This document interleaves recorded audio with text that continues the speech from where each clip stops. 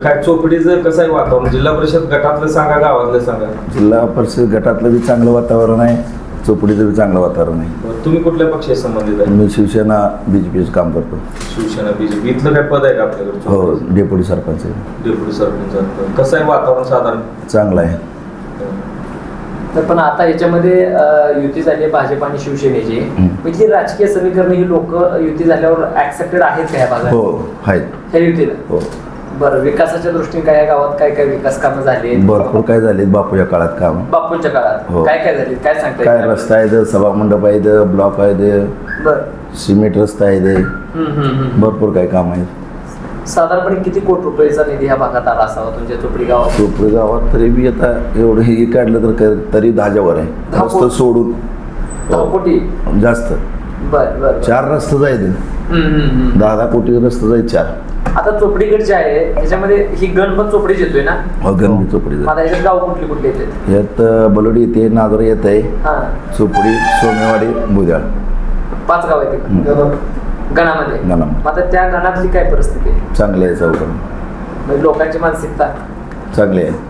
मताच्या संदर्भातले. हो, 1 नंबर आहे. पण इथं बाळासाहेब केदारांना खरं उमेदवारी दिल्यानंतर लोकांची चर्चा होती की बाहेरचा उमेदवार आणला वगैरे अशी काही परिस्थिती राहिली का? नाही, बापू म्हणते ते समान चालणार आणि त्यांचं ते बी स्वतः आपल्या ह्याच्यात गुलमिल झालेलं आहे.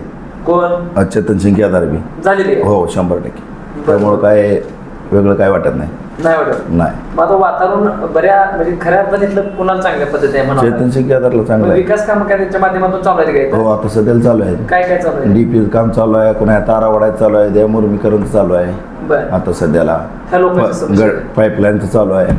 कोण कसली पाहिजे? गटर पाईपलाईन आहे. परत कोणाला नळ पाणी पाहिजे असलं तरी बी आहे. मी सगळं सो खर्चात दिले. हो, सो खर्चात नाही. बरं बरं. पण भाजप आणि शिवसेनेची युती तर बघितली तर राज्यात आहे आणि केंद्रात सुद्धा भाजपची सत्ता आहे. हो. त्याचा फायदा चोपडीकरांना होईल वाटतोय? 100% होणार. होईल. हो. मग लोक विकासाला मत देतील हो. की पक्षाला मत देतील? विकासाला मत द्यावं असं मला तर म्हणणं देतील. 100% देतील. देतील 100%. कारण चेतन सिंग केदार आणि जयकुमार गोरेवर असल्यामुळं विकास भरपूर येणार आहे. सगळ्या बारक्या पोरापासून तर माहिती आहे. चैन असल्याशिवाय काय विकास होत नाही. सत्ता असल्याशिवाय एकामेकासाठी असल्यामुळं 100% मतदान होणार भाजपला, शिवसेना भाजप. तुम्हाला काय वाटतं सगळ्या गोष्टी ह्या गटात ह्या वैयक्तिक चोपडी गावात नाव सांगायचं. बंडू मेखले ह्या चोपडी गावात वैयक्तिक चोपडी गावात पोपटशेट्टी यादव यांच्या मार्गदर्शनाखाली आणि सगळं गाव जवळजवळ 80% गाव बापू प्रेमी त्यामुळे शाजीबापू प्रेमी गाव आहे. त्यामुळे बापू जी निर्णय घेतलेलं किंवा पोपटशेट्टी जी निर्णय घेतलेलं ते मागली जनता स्वीकारा 100% तयार.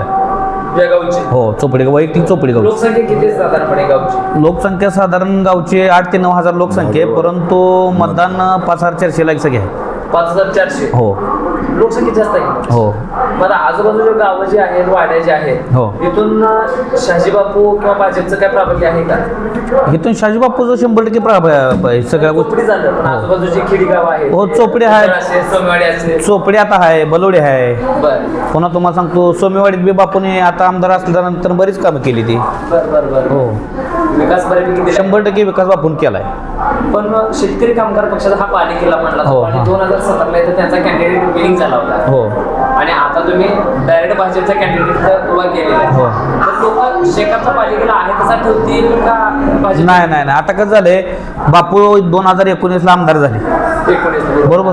19ला आमदार झाल्यापासून 2.5 वर्ष तर कोरोनात गेली.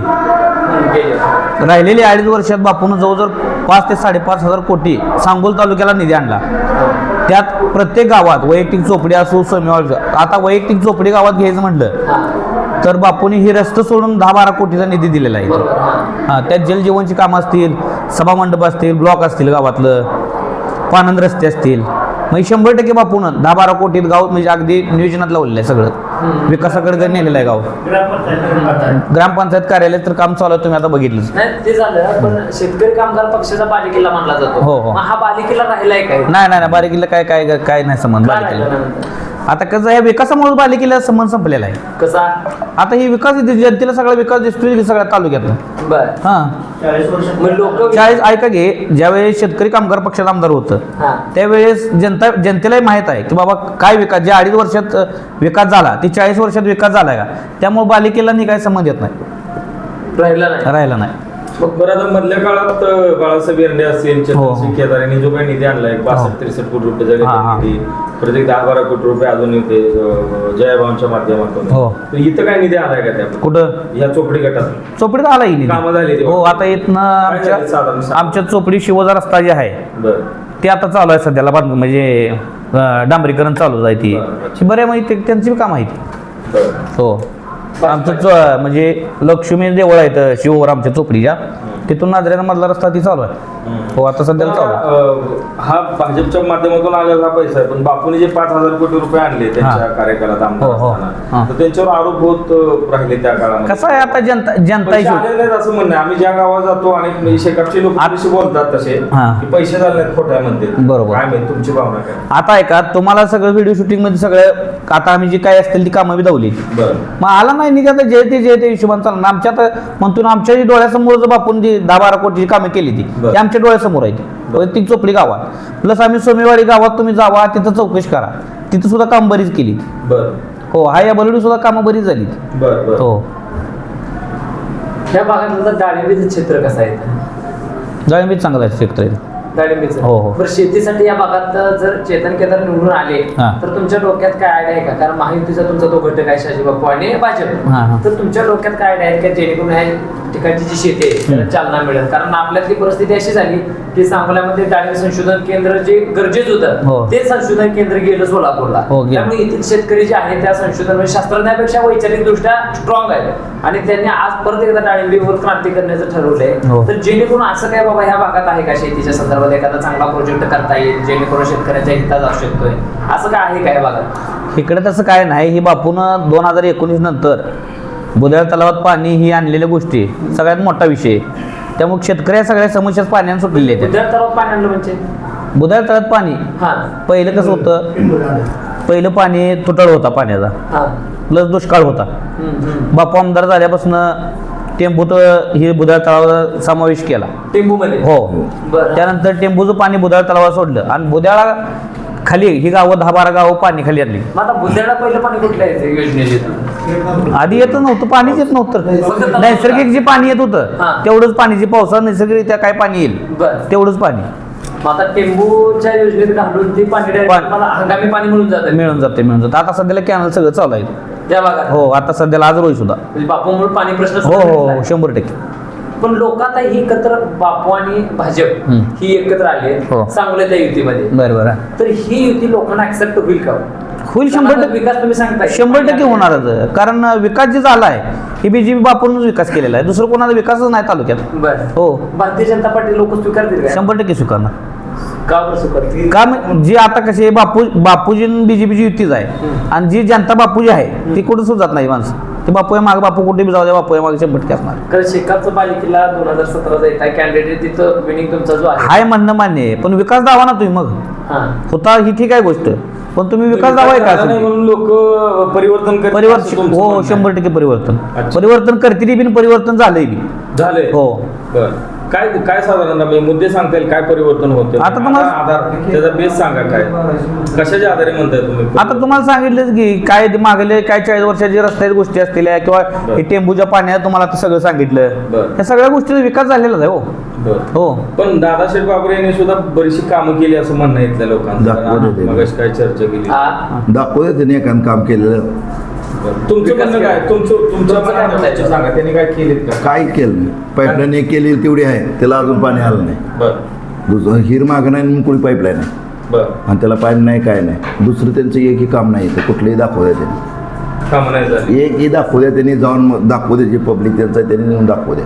बरं. तशी आम्ही बापूची कामं तुम्ही आमच्या संघाला संध्याकाळ होणार तरी कामं संपणार नाही, एवढी कामं आहेत आपल्या. बरं आता विरोधकांचा आरोप असा होते की तुम्ही इलेक्शनच्या तोंडावर डीपी रस्ते म्हणून टाका. जी लोकांची समस्या आहे ती पुऱ्या होणारच की. अच्छा. हां, कुठं राहिलेले गरजेच्या आहेत गोष्टी. गरजे. कमी तरी वाढवतो कशा? बरं, शेवटचा प्रश्न. आपण आता तुमचा उमेदवार निवडून आल्यानंतर इथले असे काही प्रश्न आहेत की बाबा ते प्राधान्याने बाळासाहेब केदार यांनी सोडवावेत, असे एक स्थानिक नागरिक आहात तुम्ही, तुम्हाला तुमच्या भावना काय की हे मुद्दे सोडवायला पाहिजे? काय काम राहिलेलं आहे, कुठलं कमी राहिलंय, जर झालंय सगळं तरी शब्द दिला तरी पूर्ण करावं. पूर्ण होतील म्हणून आम्ही म्हणतो त्याचं काम नाही, पण आता करायचं. सर याच्यामध्ये एक प्रकर्षांना गोष्ट जाणून यांनी सांगितलं पोपटशेठ जाधव, आता त्यांनी पहिल्यांदा उल्लेख केला की पोपटशेठ जाधव म्हणजे प्रमुख फळीतले तुम्ही नेते आहेत असं एकत्रित चित्र तुमच्या बोलण्यावरून दिसतंय.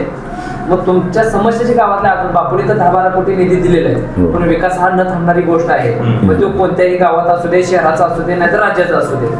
मग तशा पद्धतीने गावात अजून शिक्षण असेल, आरोग्य असेल, अशा काही गोष्टी राहिलेत का जेणेकरून तुमचा कॅन्डिडेट निवडून आल्यानंतर त्या गोष्टी करता येतील? आता रस्ते काय काय जागेला राहिलेले आहेत, पानंद रस्तं दुसरं झालेत, ती एक व्हावं सगळीकडं. ही एक आमची समस्या आहे. तिथं वाचनालय एक व्हावं. वाचनालय हां, बरं त्यांच्या पहिल्या अभ्यासिका नाही काय? पहिल्या अभ्यासिका नाही. काय प्रश्न आहेत का? रस्ते ते मोठ्या रस्ते सगळं संपले, पानंद रस्त्याचंच तेवढं, पाण्यात काही प्रश्न नाहीत. बरं, मोठे रस्ते मध्ये दादा शेटने हे केले का? नाही, दादा शेठ नाही, सगळं बापू या निधीतनं केले या बापूच्या 3 निधीतून झालेले वर्षात. आहेत. हो हे बापू जेव्हा आमदार होते हो तेव्हा झालेले. त्यांनी एकही रस्ता कुठला केलेला नाही. अच्छा, बरं. म्हणजे काही विकास कामं झाली ते बापूंच्या माध्यमातून आणि जी त्यांच्याकडून उर्वरित राहिली ती चेतन भाईने करावी अशी आमची इच्छा आहे. ओके, चला करा. आपण सांगोला पॉलिटिक्स हे यूट्यूब चॅनल जर पहिल्यांदा पाहत असाल तर नक्की सबस्क्राईब करा आणि तालुक्यातील प्रत्येक बातम्या, ताज्या घडामोडी काही क्षणात जाणून घ्या.